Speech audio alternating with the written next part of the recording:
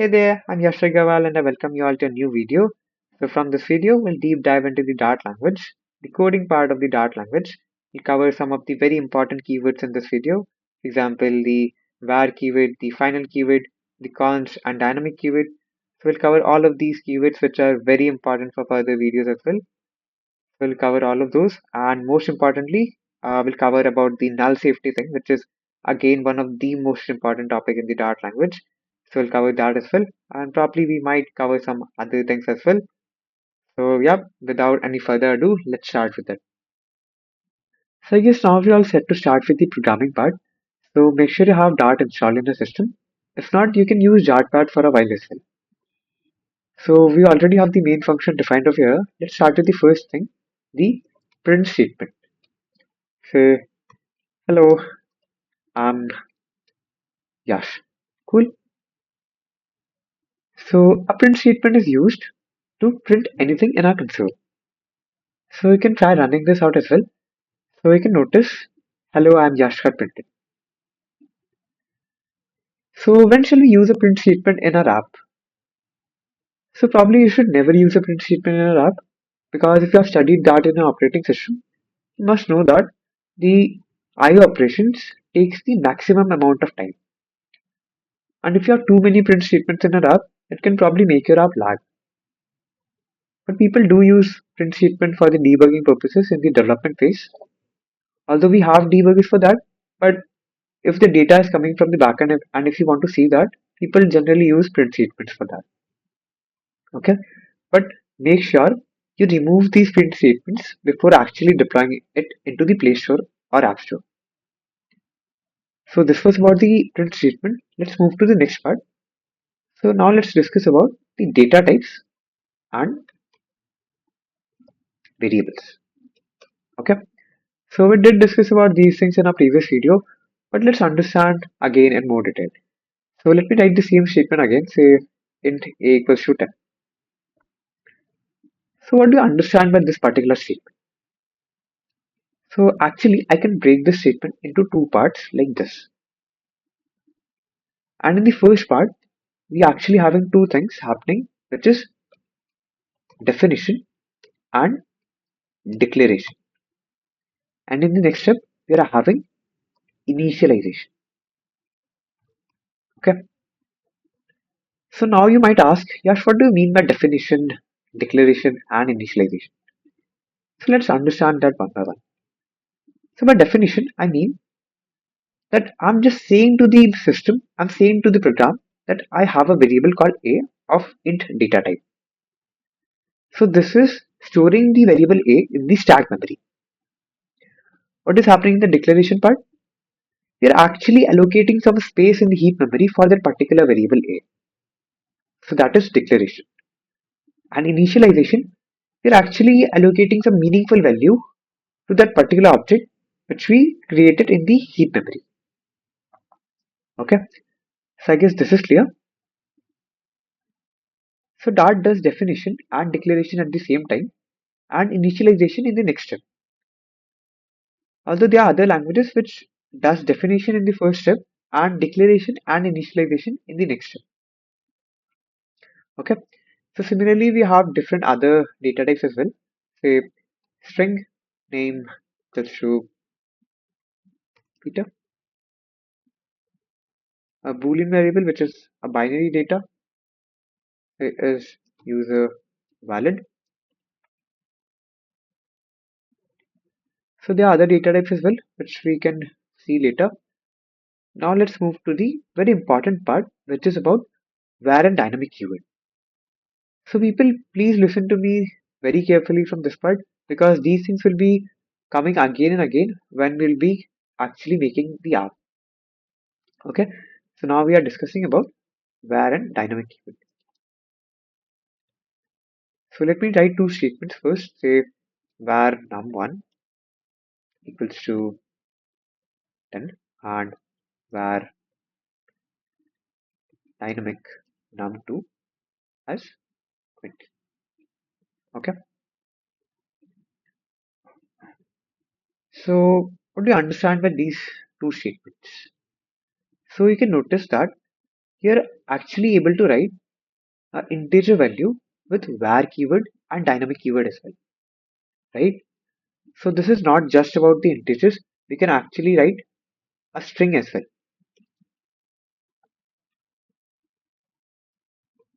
like this.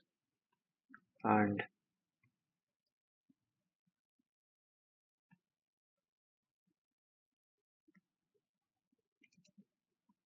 no name was coming actually to me. Okay, so yeah, we can write different data types with the var keyword and the dynamic keyword as well. So now you might be asking the difference between both the keywords when we are able to do both the things in both of these statements, right? So now let's discuss both the statements, both the keywords one by one. So the var keyword, what is actually happening? So we did this study about something called a static language and a dynamic language in our first video, in our intro to programming video, right? So we studied that in the static languages, the data type is known to the program while we are actually compiling in the conversion of the code itself, right? So using var, we are actually doing that only. In the compilation step, only the program knows the data type of num1 is integer. Okay, so it is very similar writing as int num1, say num1 like this.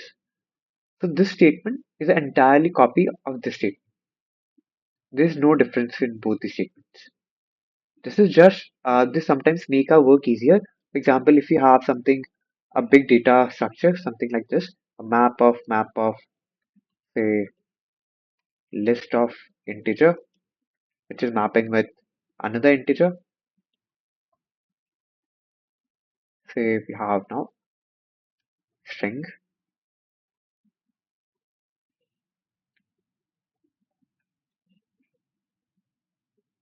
So we can write a comma here.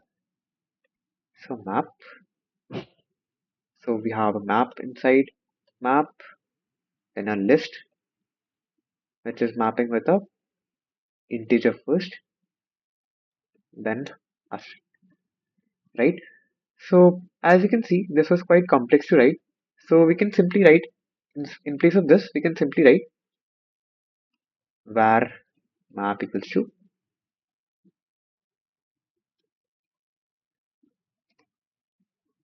like this. Okay. So both these statements have the same meaning. Okay. Now let's understand about the dynamic keyword. So using the dynamic keyword, we are actually getting to know the data type in the runtime when the entire code is already compiled. And now when we are actually running the program, at that time it gets to know that, oh, num2 is of integer data type. So this thing comes with a different capability. So you can actually do num2 as a string as well. This will not give us any error. Whereas if we want to do change in num1, example like this, if you want to change the data type of this, you'll actually get error. Say a string can't be assigned to a variable of type int. Okay, so I guess this is clear. So this is something about dynamic, but make sure you use dynamic as much as less possible. So you should use dynamic only when you think you get to know that, oh, I cannot use var in this case. So only at that case you should use the dynamic keyword. So we generally use dynamic when the data is coming from the backend, like when we don't know the data type which will be coming. At that time, use dynamic. Okay. So next we have final and const keyword. So let me write two statements for this as well. Say final, say user data, and let me initialize this with the empty list for now. Okay. And in a similar way, I can write const user data too, and initializing this with the empty list. Okay. So by these terms final and const, which also stands for constant, you can understand that we want to store something in the permanent way, in such a way that it can't be changed in future, right? So by this I just simply mean that this data, the empty list, which is getting referred by this particular reference variable user data, I want this data to be permanent for this particular reference variable. I don't want user data to point to any other data in the heap memory. Okay, so I think this is clear. Let me show you what I exactly mean. So if I do something like user data, and if I want to change this data to something like this, say data. So this will not allow us, this will give us an error. It will say the final variable user data can only be set once. So we can actually set the final data only once. If I try the same thing with the const one, it says constant variables can't be assigned a value after initialization. So I guess this is clear. We can only initialize any data only once when we are using const keyword. So now your obvious question might be, yes, what is the difference between final and const keyword? So the difference is very similar to the var and dynamic one. So when we are using final, we say that any data which is coming for the first time in the runtime, we store that with the variable permanently. And when we are using the const keyword, we say that any data which is coming for the first time in the compile time, we store that thing permanently with the variable. Okay. So we generally use final when we exactly don't know what data to be stored permanently while we are actually writing the code. So when we are actually writing the code, when we don't know what data to be stored, we use final. So I'll be taking an example for this as well. Say date time dot now. Okay. So this particular thing returns us the current instance of time. So we don't want the time while we're actually writing the code. We want the time when we're actually running the program. Okay. So this particular statement will store the current instance of time when the code is actually running. It will store that current instance of time in the user data permanently so that no further different time will be stored ever again. Okay. And when we are using the const keyword, we must know what data to be stored while we are actually writing the code itself. Okay. So when we are actually writing the code, we must know what data we want to store with the const keyword, with the const variable permanently. Okay. So by this, you must have understood that we can't do something like this. The const user data to must be initialized. So any constant variable must be initialized. We can't leave it. Whereas we can do something like this while using the final keyword. This won't give us an error because we can set the data in the runtime. So I guess this is clear. And both these keywords will be used again and again while we are actually developing our app. So make sure you understand these topics very well. Also, these things will be much more clear when we'll be actually developing our app. So don't worry about that as well. Now let's move to the next topic. So now let's understand about null safety. So this is one of the most important topic in the Dart language. So make sure you're listening to me very carefully. Okay. And before actually diving into the null safety thing, first let's understand what is null. So remember I wrote a statement int a. Only this much section of our code I wrote and I said at this particular step we're having two things happening. First is the definition, and the other one is declaration. Right? So in the declaration step, we're actually allocating some space in the heap memory. We're actually allocating some space in the heap memory for this particular variable a. But since we have not initialized this with any of the value, what actually we are storing inside the heap memory, right? So what does that particular space in the heap memory actually stores? It might be a garbage value, it might be empty. but in our eyes, that is null. So that is actually null, the empty space in the heap memory for this particular variable A. And now what is null safety? If I try to print this A, this will not allow us.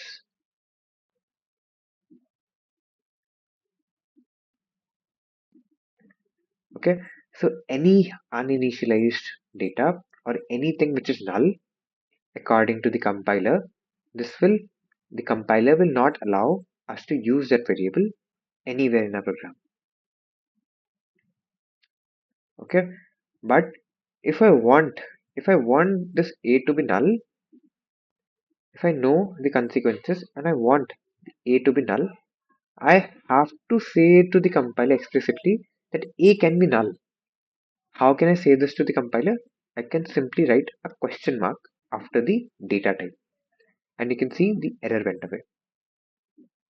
And now actually I can run this as well, and you can see null got printed. So I think this is clear, right? So now a obvious question which might arrive in your head, which is just what is all of these for? Why do we need this question mark? Why do we need this null safety thing? So actually this null safety actually helps us to get to prevent many types of different errors which are related to null. So there are many null exceptions which might happen, which happens actually if you don't use this in sound null safety. So you'll not understand what is the use case once before you actually start developing an app. You'll only understand when you'll be actually create your first app. Okay. So at that time you'll actually understand what is the use of null safety. For now, just understand it helps us to prevent many different types of errors which are related to null.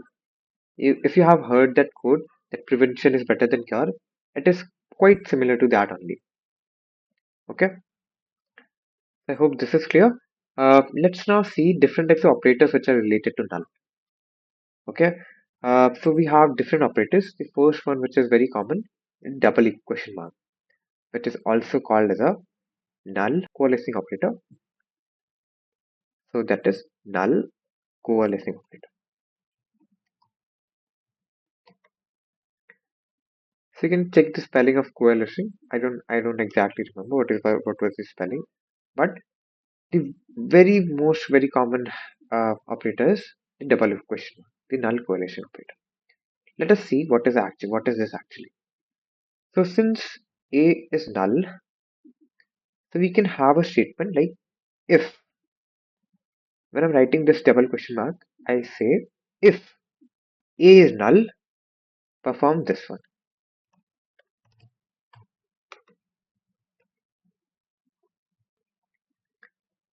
It simply checks if A is null, perform this one. So if I try to run this, you'll see null, A is null because A was null and this got performed. Okay, so this was the use of null coalescing operator. We'll see more use cases when we'll be actually creating an app. And the other operator, which is also very useful, which is double question mark and assignment operator. So this is called as a null assignment, null aware assignment operator.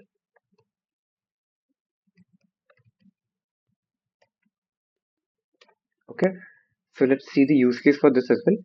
So if I want to check if A is null, assign a value to A. So I can write if A is null, if A is null, assign a value to this, say 10. So if I try printing A now, you'll see 10 getting printed. And if I want to assign again a value to this, example 1, and if I try to print this again, this will simply not execute. it will simply print 10 again, because at this step A was not null, and therefore A didn't get changed to 1, and 10 got printed again. I hope this is clear. So yeah, those were the two most common operators in the null safety, and there are other operators and keywords as well, which we'll be covering in the upcoming videos. But for now, this is it. Thank you so much for joining. Make sure you like the video and subscribe to the channel. And let me know in the comment section how was it. Also, you can share this with your friends and socials that you learned something really good today. And yeah, that is it. Thank you so much for joining. I'll see you in the next one.